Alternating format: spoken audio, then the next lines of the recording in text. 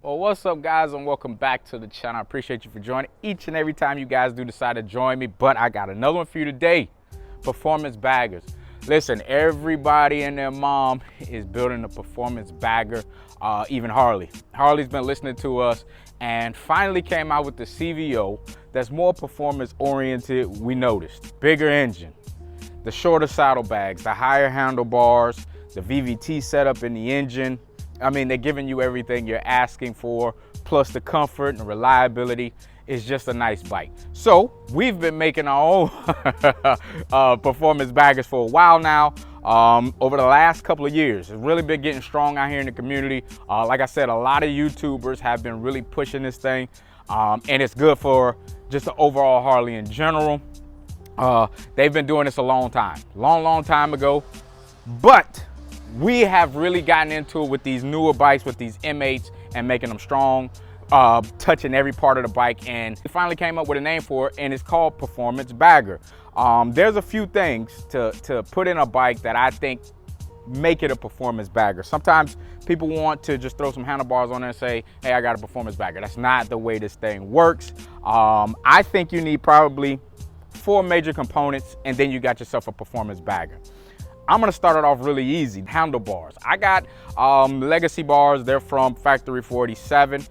The legacy part just means they're the rounder bars to match everything else, your crash bars and everything like that. And if you don't have yourself a good set of bars, and this goes for all types of performance baggers, and that goes for the stunners, that goes for the drag race guys like myself, and also the racing guys, that road racing, and the guy that's in between. He's making his bike a road race setup, that same look, the higher type of stance, gets around the curves. That guy, he is also, he knows he has to get a good set of bars, because the focal point is what's ahead of you. You know what I mean? And you have to keep this bike in order.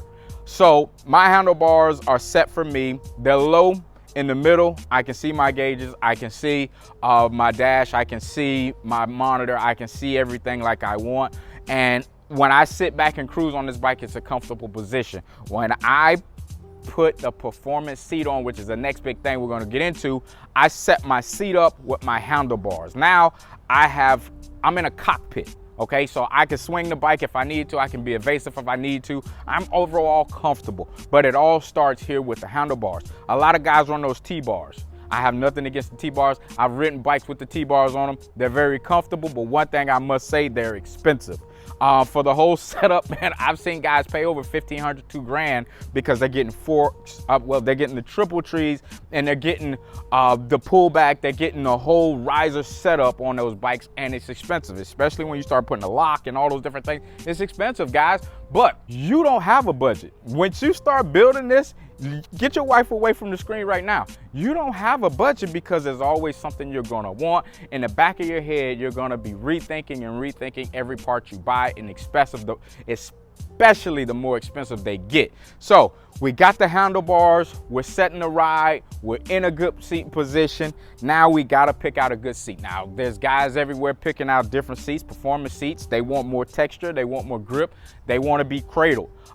You guys know, I'm a Bad Boy Cycle guy. I'm with Bad Boy Cycle till the wheels fall off, because they make a good seat. They make a seat that's perfect for me.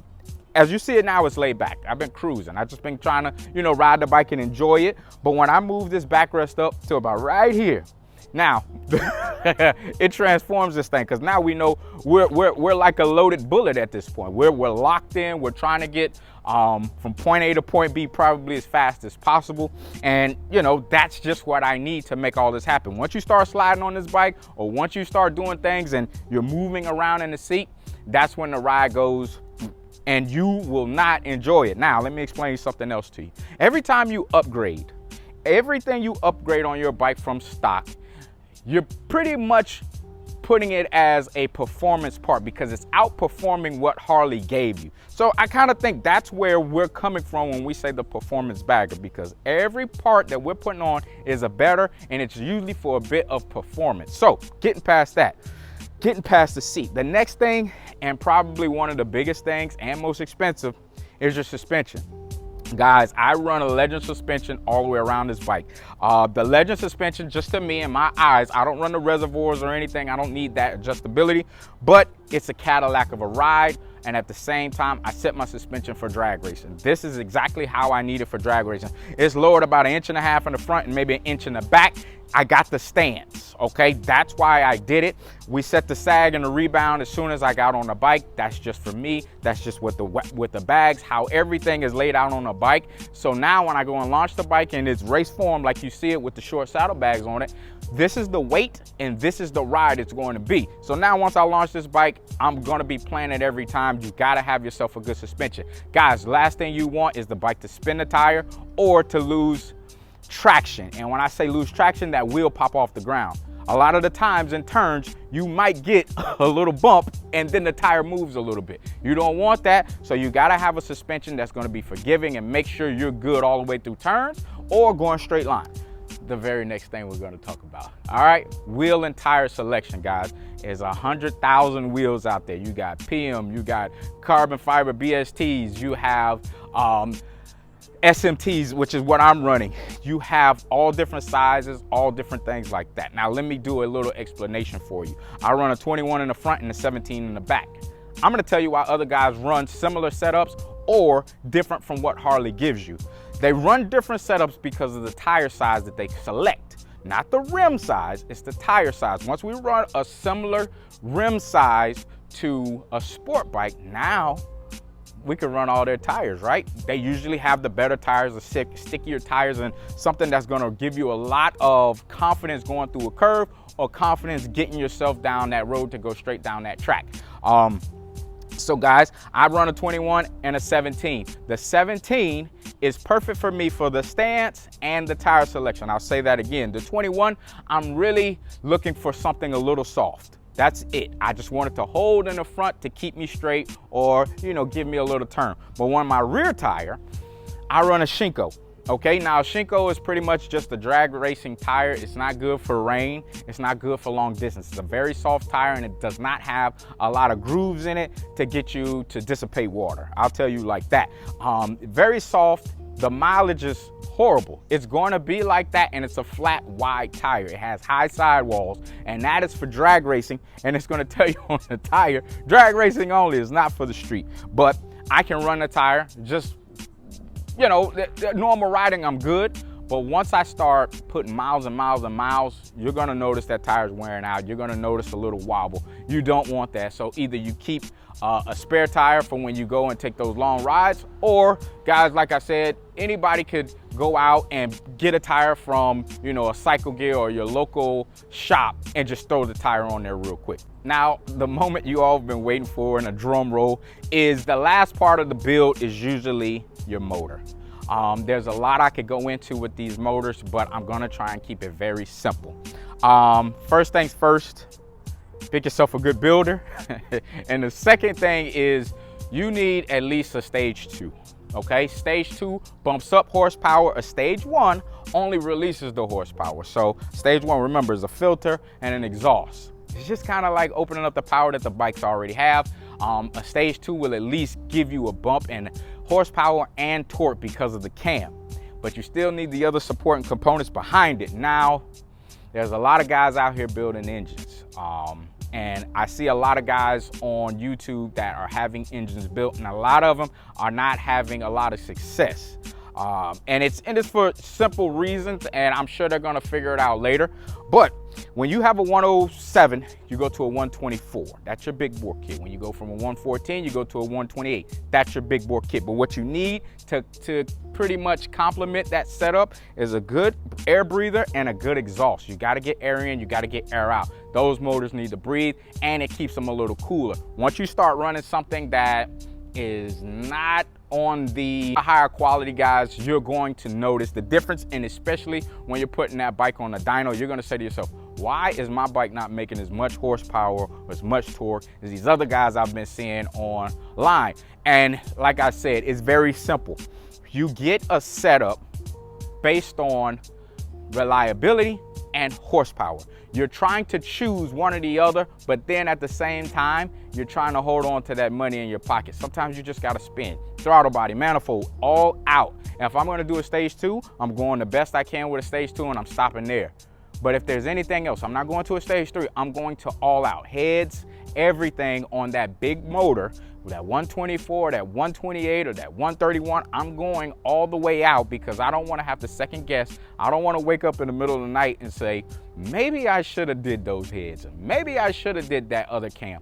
No, your builder, he should be the one telling you that. He should say, hey, that air breather's not gonna work. We should probably order another one. That exhaust is not gonna work. We should probably order another one. If you don't get that from him and you still make low horsepower and you're still not satisfied, then that's when it kind of comes to, yeah, you picked the wrong builder. Guys, sometimes you gotta look at it this way. You might have to travel to find yourself a good builder. They're all over the internet. If you see somebody you like, go ahead and take the drive. It's 7 hours, 10 hours. Get a buddy, say, hey man, well, let's go down here. Let's get these bikes done. Let's see what we come up with, because you want two things at the end of the day. You want the power and you want the reliability. Well, not everybody's gonna give you the best of both worlds, but there are certain shops out there, and especially the one that I go to, All American Cycles, is going to give you that.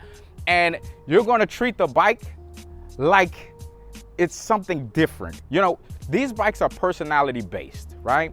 Every little thing you do, these bikes put a bigger smile on your face. So once you're done and complete, this bike is gonna be your baby. You're gonna damn near sleep with this bike, you know what I mean? It's gonna give you just a different feel. And when you start these bikes up with this big horsepower, it's gonna, I promise you, it's gonna make you put more miles on the bike. So let me go over a little bit of my setup. Now, what I won't tell you is the size of my motor. Guys, I did it on a live already. I'm sorry, I apologize. Listen, I've already figured it out. This is a grudge bike, okay? Being that I'm doing YouTube, a lot of the competitors who I compete with are watching my YouTube, waiting for me to tell what I'm doing and what I have, so they can say, oh, I need this, or I can outrun him with this. I can't give up that information, but I did it on a live a long time ago. It's a simple setup. It's just an all-out simple setup. So, but what I can give you is what you see, and this is a T-Man Performance air cleaner. It's probably one of the best on the market. It's called the T-Man No Loss Air Cleaner. So if I take that air cleaner off and run the bike on the dyno, it's gonna make the same amount of horsepower with it on or with it off. I am running a Thunder header, okay? I put the Thunder header on just to see if I could pick up a little bit more horsepower. I did. Was it worth the money? Maybe not.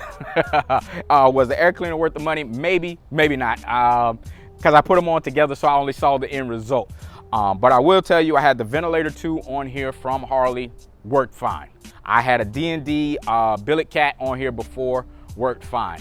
I just wanted to see at the time, would I get any other horsepower numbers by swapping the two out? Like I said, I gained about 3 or 4 horsepower. It was no big deal, but at the end of the day, I like my setup. Now guys, I promise you, start here.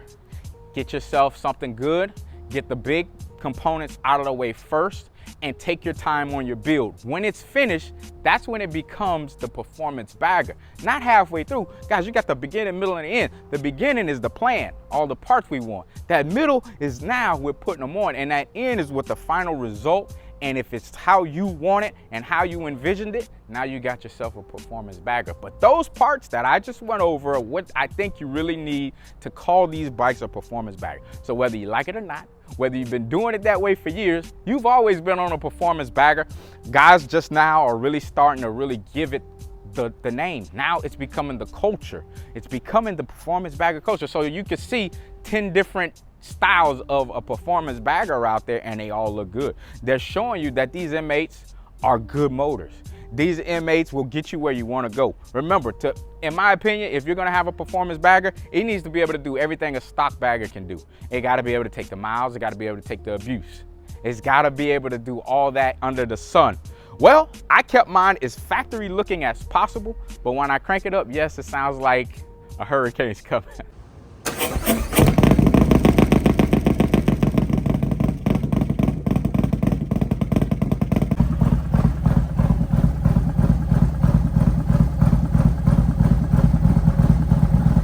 Guys, I appreciate you for joining. If you got any other questions, hit me down in the comments section. If not, you can hit me over on the Real Official Mac on Instagram. I try to answer as many questions as possible, guys. You know I try to get with you as soon as I can. But I have nothing else for you. If you got those questions, hit me up. Until the next time, make sure you like and subscribe. But guys, peace.